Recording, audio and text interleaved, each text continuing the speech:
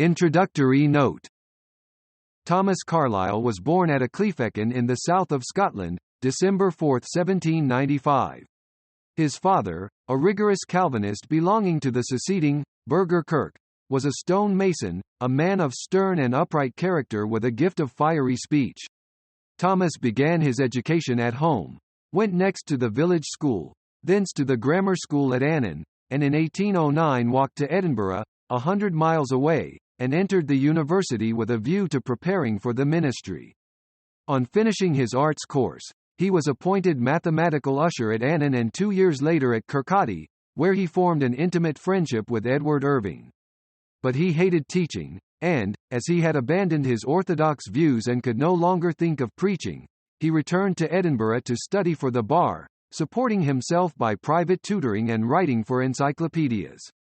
These years, 1819 to 1822, he regarded as the most miserable of his life.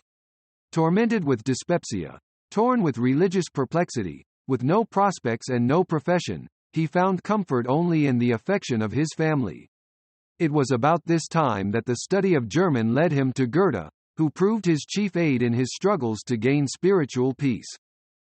Through Irving, Carlyle obtained a position as tutor to Charles and Arthur Buller at a salary that enabled him to help his family in substantial ways. This engagement lasted for 2 years, during which he translated Legendre's Geometry, and Goethe's Wilhelm Meister, and wrote a Life of Schiller. His relation with the Bullers led him to London, and for a short time to Paris, and in his Reminiscences, we have a graphic picture of the unfavorable impression made on him by fashionable and literary society. He now retired to a farm near his father's house, and spent a peaceful year, chiefly in translating. In 1826 he married Jane Bailey Welsh, the brilliant and beautiful daughter of a doctor in Haddington, whom he had met through Irving. Miss Welsh was descended on one side from John Knox, on the other from the Gypsies, and, it was claimed, William Wallace, and her temperament did not belie her ancestry. She had been much courted, and her wooing by Carlyle was as ominous as it was extraordinary. Over their subsequent domestic relations there has been a vast amount of unseemly controversy, no one condemning Carlyle more severely than he did himself. Yet it may be argued that they found in their marriage as much satisfaction as either of them was capable of finding in wedded life. Carlyle's absorption in his work and his career undoubtedly led to much neglect and suffering on the part of his wife, but it is clear that the expressions of remorse in his writings after her death are not fairly to be taken as judicial evidence against him. For the first 18 months after marriage, the Carlyles lived in Edinburgh, where they shared in the most distinguished intellectual society of the city, and where Carlyle formed with Francis Jeffrey a pleasant and useful relation. Jeffrey accepted articles for the Edinburgh Review, and their success there opened to Carlyle the pages of other periodicals. The first 2 reviews were on Richter and on German literature, which, with his translations and later writings in the same field, gained him recognition as a pioneer of German literature in England, and brought him generous personal acknowledgments from Goethe. In spite of these successes, the financial affairs of the Carlyles were still far from satisfactory, and to reduce expenses they retreated to the farm of Craigenputtock, which belonged to Mrs. Carlyle. Here they lived for more than 6 years, in an isolation broken only by occasional visits from guests, notable among whom were the Jeffreys and Emerson. It was here that the quasi-autobiographical, Sartor Resartus, was written, and more German articles, the market for which, however, grew duller and duller. A visit to London in 1831, for which he had to borrow money from Jeffrey, led to new relations with publishers and editors, and 4 months in Edinburgh broadened his range of subjects.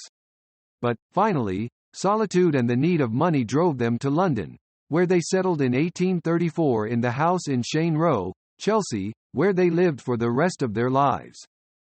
The most important event of the earlier years of the London period was the ripening of Carlyle's friendship with J.S. Mill.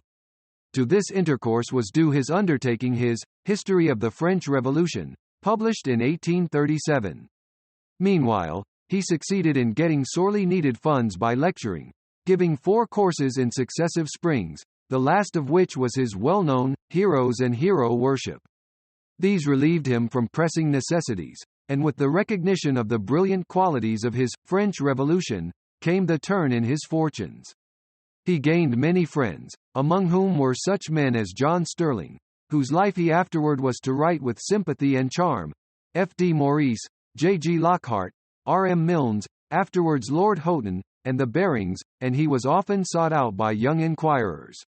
Emerson had introduced his works to America, with the result of both fame and profit.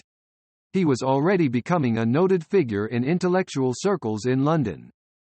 His political ideas were put into definite shape in his Chartism, 1839, and, if anyone had ever doubted it, it now became clear that he was never to be classed with any of the established political parties.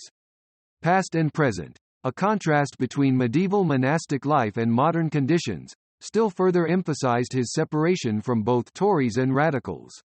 While these shorter works were being put forth, he was laboring on his next great book, The Life and Letters of Oliver Cromwell, and when this appeared in 1845 his position as one of the leading men of letters of the day was thoroughly established.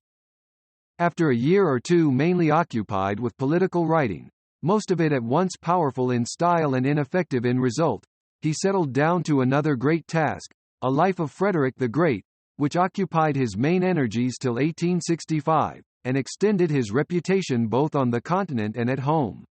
In this year he was elected Lord Rector of Edinburgh University. The inaugural address, which constitutes the sole duty of this honorary office, he delivered the next year, and on his journey south after a triumphal reception he was met at Dumfries by the news of his wife's death. She was buried in the Abbey Kirk at Haddington, and the epitaph which her husband placed upon her grave tells what the blow meant for him. It runs thus: in her bright existence she had more sorrows than are common, but also a soft invincibility, a capacity of discernment, and a noble loyalty of heart which are rare. For 40 years she was the true and loving helpmate of her husband, and by act and word unweariedly forwarded him as none else could in all of worthy that he did or attempted. She died at London, the 21st of April 1866, suddenly snatched from him, and the light of his life as if gone out. And, indeed, the light of his life had gone out. He was henceforth a broken man. He revised his collected works, wrote his reminiscences, but undertook no new tasks. He was now at the head of his profession, and surrounded by friends and admirers. Honors were showered on him at home and abroad, but he lived in a gloom that deepened to the end. He died on February 4, 1881, and was buried in the old kirkyard at Cleefechan. Of the works by Carlyle here printed, Characteristics is a condensed and telling statement of some of his most fundamental ideas. The essay on Sir Walter Scott exhibits, both in its strength and in its shortcomings, the domination of ethical over aesthetic considerations in his estimate of literature, and contains besides many characteristic generalizations on human life and conduct.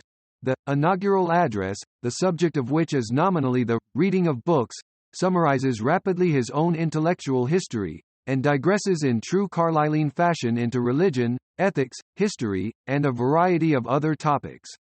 It is written in an exceptionally simple and straightforward style, admirably suited to the occasion. The two other papers represent more truly his habitual manner of expression, often abrupt, often exaggerated, sometimes grotesque, but, to use his own words of his French Revolution, coming, direct and flamingly from the heart of a living man. This style was, indeed, highly characteristic of its owner. The endless labor he put into his histories, the passion of his political convictions, the profound earnestness of his moral and religious preaching, were combined with a thirst for effective expression that led him to shatter any convention that stood in the way of truth, and gave a weight and edge to his utterance that make it a thing unique in English literature. Complex and inconsistent to the point of paradox, absolutely sincere yet exaggerated and over-emphatic, violent to brutality yet tender of heart, a radical to the Tories and a Tory to the radicals, Carlyle formed no school, yet was one of the most stimulating and potent influences of his century. Over his character and his message the voices of controversy have not yet died down, but whoever turns to his work finds coursing everywhere through it the red blood of a man.